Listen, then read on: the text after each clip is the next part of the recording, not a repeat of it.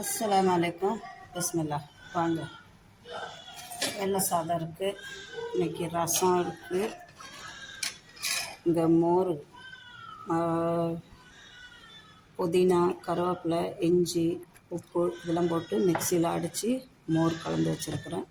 Chicken குழம்பு அடுப்பில் இருக்குது. சிக்கன் பொரிக்க வேண்டியது பாக்கி இருக்குது. இன்ஷா அல்லாஹ் சிக்கன் கறி. வாங்க சாப்பிடுவோம். பிஸ்மில்லா. சூப்பராக இருக்கும் சிக்கன் கறி. வாங்க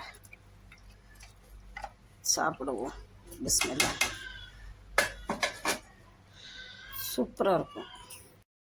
சிக்கன் பொரிச்சிக்கிட்டு இருக்கோம்.